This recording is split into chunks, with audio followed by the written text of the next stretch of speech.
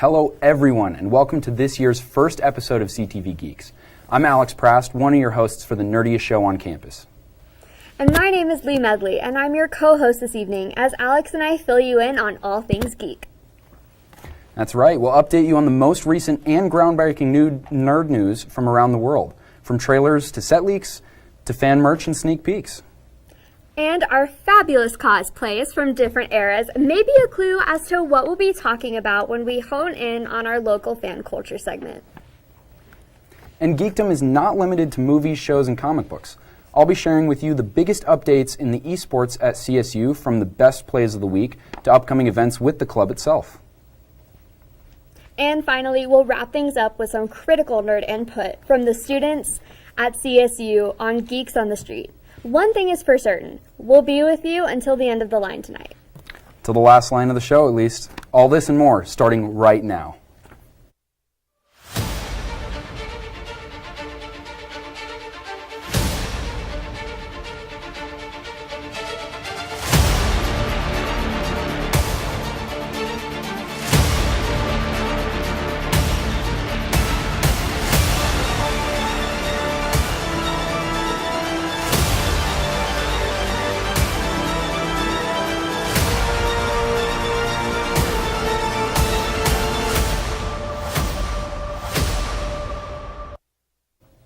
Alright Rams, let's dive right into the latest nerd news.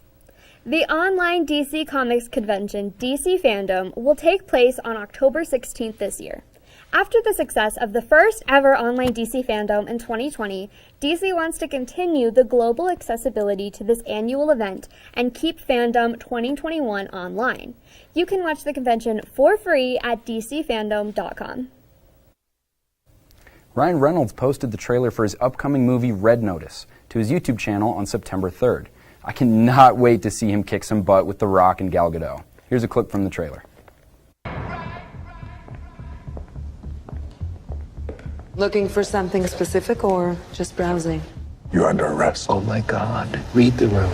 Girls will keep the secret. You want to arrest me? So long the boys making noise. Arrest me.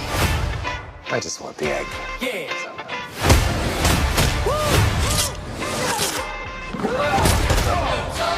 You can watch this Netflix flick on November 12th. Rick Riordan, author of the famed Percy Jackson book series, announced 6 months ago that his books would be adapted into a live-action series on Disney+. This past week, he announced that the writer's room for the show began work, which means the show is beginning its first big steps into becoming a reality. I'm still hoping to be cast as a camper at Camp Half-Blood, even though I'm already in college. LEGO and Marvel released 12 new minifigures this summer, and they look amazing. The set features characters from the newest Disney Plus Marvel TV shows and movies. First off, we've got Captain America and the Winter Soldier, both featuring the new LEGO shield as well as the new wings for Sam Wilson's Captain America. Coming up next, we've got Scarlet Witch in her new outfit, as well as the White Vision and Monica Rambeau, and Monica even has her little drone. Next, we've got Gamora as the Mad Titan, which is in a What If episode that we have not seen yet. It's coming soon. Next, we have Zombie Captain America, as well as Zombie Hunter Spider-Man, both of which were actually in today's What If episode. Next, we've got two more from more live-action Disney shows, Loki and Sylvie. Both come with Throg and Crokey. And finally, we have Star-Lord T'Challa from Episode 2 of the What If series, and Captain Carter from Episode 1 of the What If series. Not gonna lie, I have been looking for these extremely desperately, and they are sold out everywhere. So if you find them, buy them. They're definitely worth it, and I heavily suggest it personally. As you may know, Haley Steinfeld was cast as the arrow-slinging Kate Bishop in the upcoming Disney Plus series Hawkeye. While leaks of her first MCU appearance went viral earlier this month, another round of set leaks feature Steinfeld wearing a comic-accurate purple suit with the bow and arrow to match. All that's left is Kate's loyal dog and sidekick Lucky to make an appearance. I'm definitely counting down the days to the premiere on November 24th. Shang-Chi and the Legend of the Ten Rings took home a massive W after making $71.4 million this past weekend alone. This is a huge win for the movie industry. Not only did it break the Labor Day box office record, but it did so in a pandemic. And on top of all that, it's a huge win for Asian representation as well. Plus, there were rumors that Disney and Marvel would once again delay the Eternals release date even further from November 5th if Shang-Chi didn't perform well. But rest assured that the Eternals won't be going anywhere. All hail Simu Liu. After a successful first season, Netflix's adaptation of the young adult novel Shadow and Bone has begun the process of creating season 2 of the franchise. It was confirmed the past week that the casting search is underway for the character Stormhunt, aka the mysterious privateer Nikolai Lantsov, and I can't wait to see who plays him.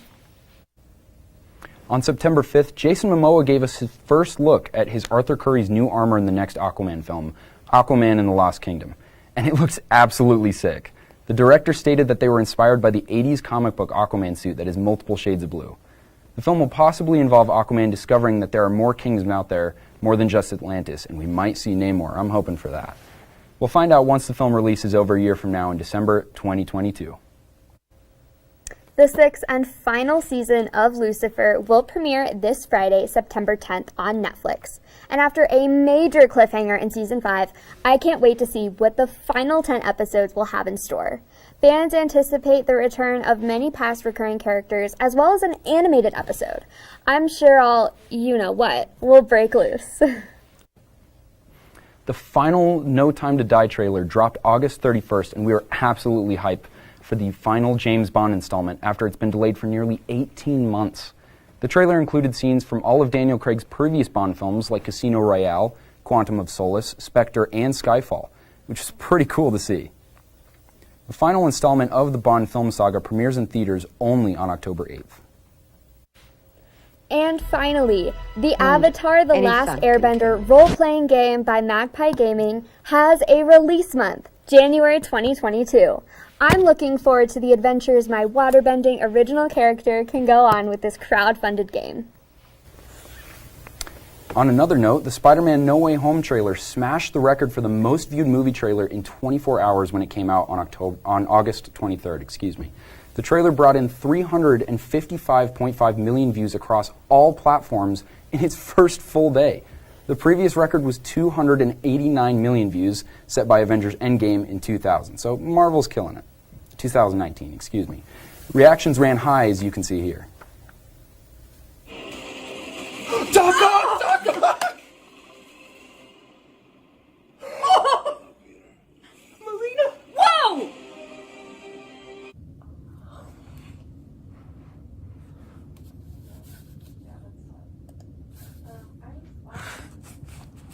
Hello, Peter. Does Peter even know who he is? It's Doc Ock! Oh my god, it's Doc Ock!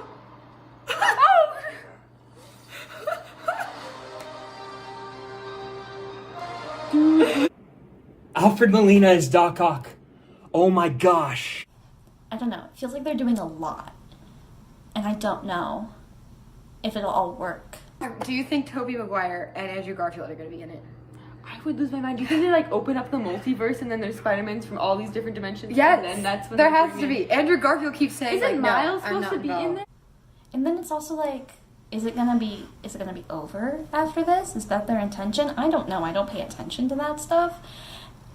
And I hope not, because I love Spider-Man.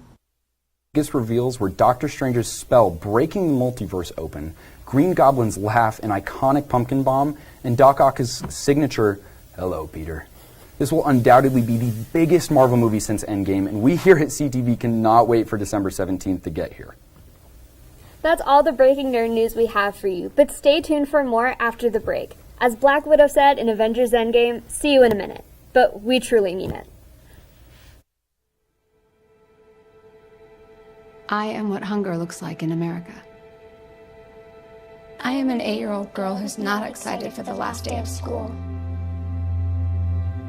Because this may be the last time I'll have lunch. Till September.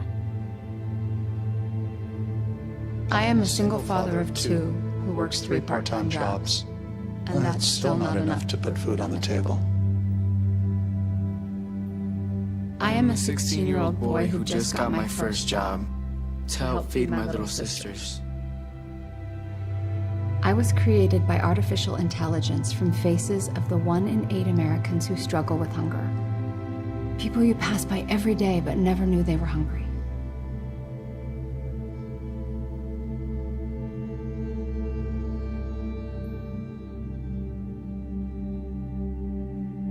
Feeding America, 200 food banks strong. Welcome back from the break. That was a whole lot of nerd news. I'm really not sure how to react, but I'm not going to lie. My all-time favorite of all of that, definitely Spider-Man. I've been waiting for this movie for so long. Me too, honestly. It's been a super long wait, but I can't wait to see Ben Barnes to return in Season 2 of Shadow and Bone, even though, spoiler alert, he's the villain. And now, after going big with nerd news, we just like to get down to the shore of the quantum realm level and share some local nerd news. Yes, and if you couldn't tell by my 1985 or 1955 denim jacket and vest, combined with my karate headband, this week I'm taking you to Totally 80s Pizza, a nerd haven just south of campus. Let's check it out.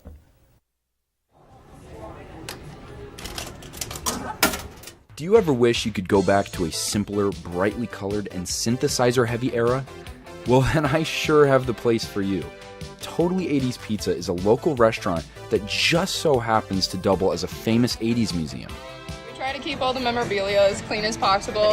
Yeah, it's definitely cool just like when it's slow to walking around and just like really looking at everything and being like, whoa, how do you get this? Or, like I completely forgot about this part of the 80s, we went around. Yeah.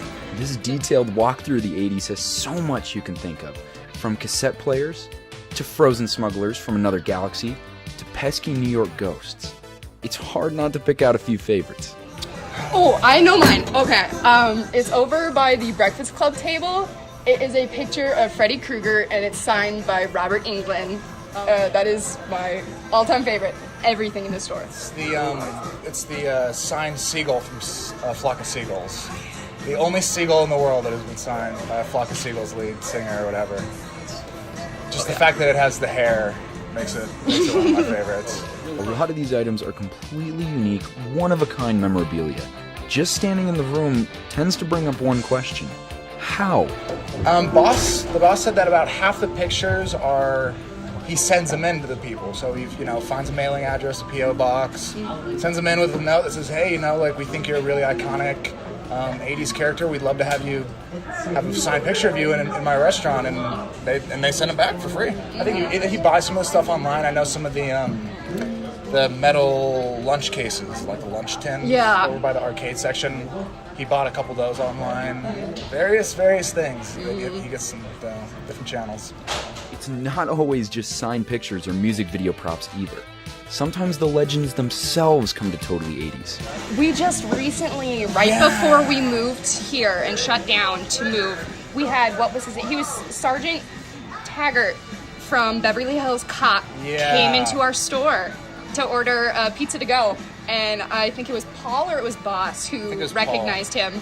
And because, we write our names down on the tickets for call names. And we're like, we do not have a call name for this 80s character. Who is this? And he's like, guys, he's really here.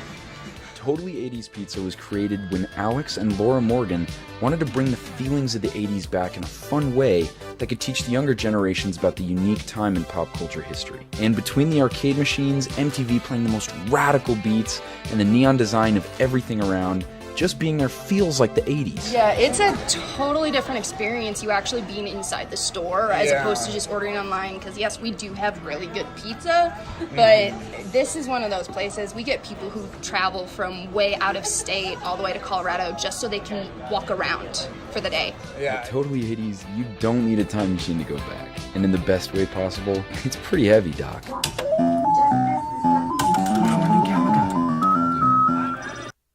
It was absolutely phenomenal getting to go there. Totally 80s Pizza, you're just there. I was having a great time. It was unbelievable. And one really funny fact. Have you ever heard the song like Jenny's Number, the 86753? You call that number, it's them. That's Totally 80s Pizza. That's insane. I pretty could wild. spend hours in the arcade that they have. It's super awesome. Another place you can visit here in Fort Collins has a bit more of an older style than Totally 80s Pizza. Check out this Renaissance fair right here in northern Colorado.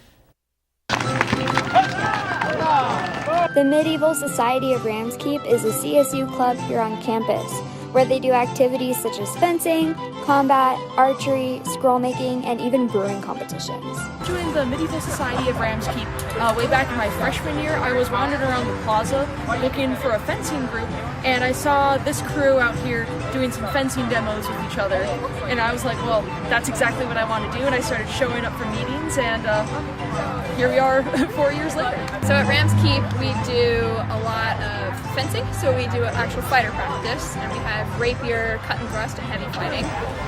And then we also have arts and sciences, so if you're into the physical combat stuff, it's a lot of fun. And we also have the whole arts and sciences, which can be anything from metal or leather work. It can be alchemy or like cooking from that time period, making garb, scroll writing and parchment making, anything you could think, jewelry making, anything you could think of from that would be period is totally open to arts and sciences. It's really cool to see all the projects that people make. I love fencing. Like, that is by far my favorite part. I've done all the different like sword groups, and I've run around actually with the cavalry crew. So they do actually sword fighting and fencing on horseback, and like that's just where you get like jousting and other activities like that. And I just have loved it ever since. Each year, the Medieval Society of Ramskeep partners up with their parent organization, the SEA, to host a newcomers event right here in Fort Collins. This event introduces potential and new members to the world of medieval culture. The SEA is a national organization with tens of thousands of members demonstrating their love for this historic era and being a part of living history. I became king of the Outlands by winning a tournament. Every 6 months, when we're not in a pandemic, we have a tournament, and the winner of that tournament becomes the king for the next 6 months. And they run the next tournament to find the next king.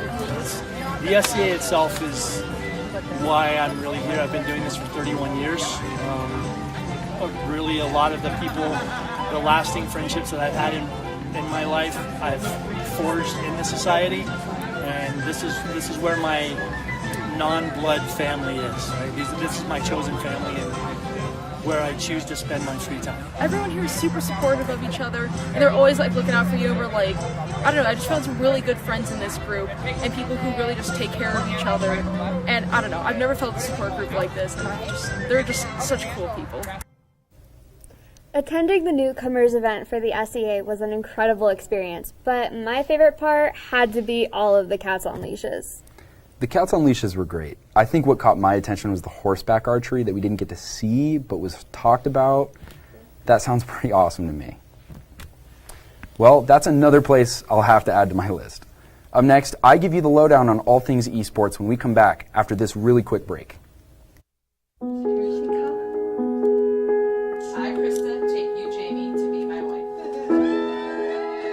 The ceremony was a blast. It was just like this surreal moment of my dreams are coming true. When we found out that we were pregnant, we were just elated. We were just sitting there waiting for the pediatrician. She said, "Oh, I apologize. She won't be taking you in as a client."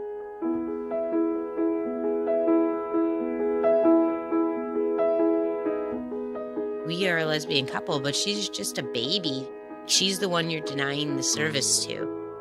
And sitting there in that small, cold room, I wanted to cry, just thinking, what did we bring this kid into?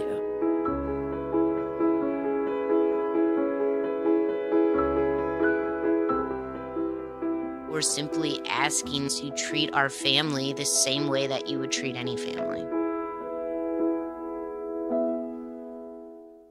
Welcome back, Ram fans. For those of you who don't know, we at CSU have an esports club, and we have plenty of competitive teams. If you're interested in joining, do not panic. Most tryouts are still coming. See, we have Apex Legends did already happen September 3rd and 4th. Hearthstone already happened September 6th. League of Legends B and C team did already happen September 6th, but this is where the good news comes. September 10th is when the next tryout for that is. Coming up after that, we got the Overwatch tryouts that are September 10th and 11th. The Counter-Strike Global Offensive team, the tryouts are September 11th and 12th. Rainbow Six Siege is going to be September 14th and 15th. And finally, last but not least, the Valorant team is going to be September 17th and 18th. The competitions start fast, and I personally cannot wait to see what our CSU esports rosters look like soon. Now, if competitive isn't quite your speed and makes you blame your laggy internet too much, fret not. A LAN event is coming up where you play video games in person.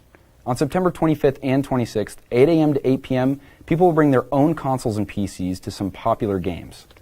I have to say, after quarantine, this sounds pretty appealing in my opinion. More info will be coming on this soon, so be sure to watch out for any info that comes up on this. Now, how fair would I be if I brought up our esports news and didn't even show you any footage? Exactly my thoughts. Let's take a look at this month's top 5 Call of Duty plays from CSU.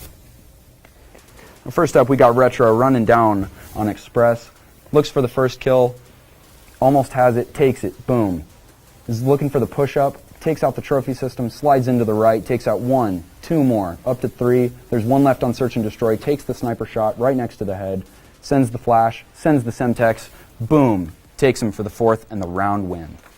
Next, we got coming up on number 4, Parallax. Looks for the first kill on Capture the Flag, takes the 2nd, looks for the 3rd, sees the flag is captured by our team and is being hunted, so pushes up, takes out the flag carrier, and finally looks for the save. On 3, we got Snowy coming up in Warzone, gets 1 down, looks for the 2nd, peeks for a 3rd but doesn't quite get it. Boom, there's the 3rd, looking for the 4th, and that's the squad wipe. Easy done.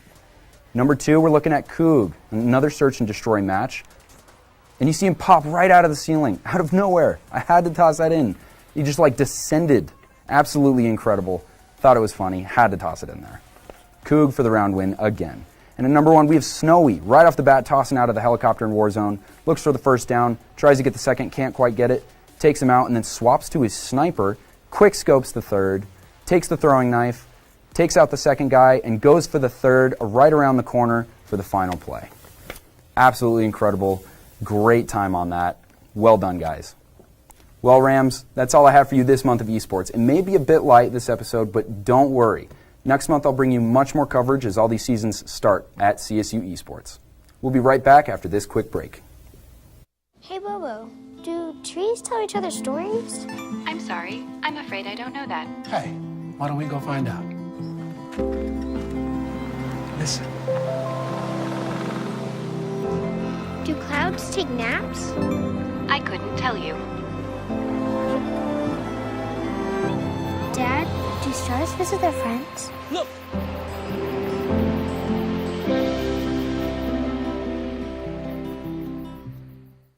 Alex Prast, esports legend, thank you for your insight here into esports, both at CSU and around the community as a whole.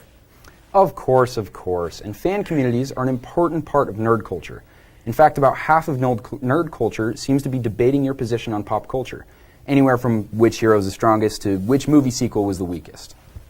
That's right, and that's why we took to the streets this week to ask the most pressing fan questions. Take a look at the craziest takes we could find this week on campus. So which do you guys prefer, Marvel or DC? Marvel. Marvel. Why is that? Marvel, honestly. Yeah. Why? I feel like the storyline of the movies is like way better, honestly. I don't know. You too. I feel like you feel the same stuff, right? I don't know. I don't want to say that on air.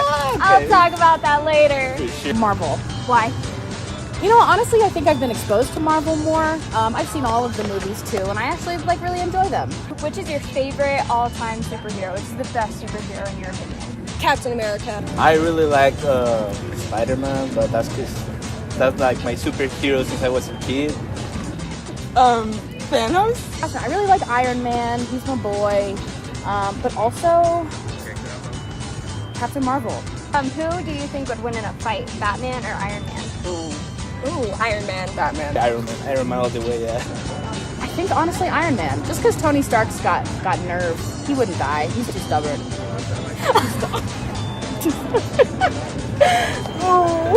Alrighty, so I know I wouldn't answer one of those questions on camera, but I gotta ask, who's your favorite superhero, Alex? It's a hard one for me. I kind of have 3 favorite superheroes that I have tied for first, and that would be Superman, Spider-Man, and the Flash. So I bias a little bit towards DC, but I think if I had to choose one, maybe Spider-Man. Maybe Spider-Man. Totally understandable. Personally, I prefer the anti-heroes. I feel like they're a little bit spicier. But personally, Jason Todd has to be my number one. I just think he's such an interesting character with wonderful storylines, especially with Batman and the other Bat Bros. I feel like he's just such an interesting character. See, I do understand that. Red Hood is really great, but that brings me to the next question that we asked, and that is DC or Marvel?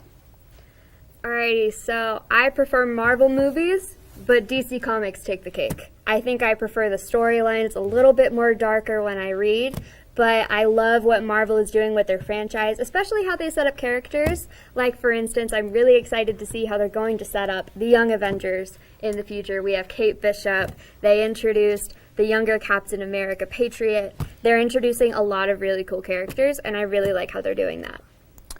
See, Spider-Man might be my favorite in general, but I have to go DC. I was raised a lot more on DC, and then I got into Marvel with the movies. So I have to say DC, comics and movies. They haven't been amazing, but I think they have an incredible amount of potential to match Marvel. So I have to go DC. I got to disagree with you on this one. All right, well, who do you think would win in a fight, Iron Man or Batman? Now, I think this one was the hardest one we asked. And that was a little bit on purpose. I'd have to say Batman. I agree. I think it would 100% be Batman. And that's because they both have gadgets. The suit with Iron Man, you've got all the gadgets and the utility belt with Batman. But the moment those cancel out and it's just the two of them, out of all their gears and capes, Batman 100%. He could win in a fight so much faster than Tony could. I actually agree. While both are incredibly smart, I feel like Batman would ultimately win that fight. Well, that does it for your monthly dose of Geeks, Rams. Thank you so much for sticking around with us tonight as we share all the things nerdy with you. That's right. We can't wait until our next show, and we will see you then. Have a great night. Stay classy, Rams.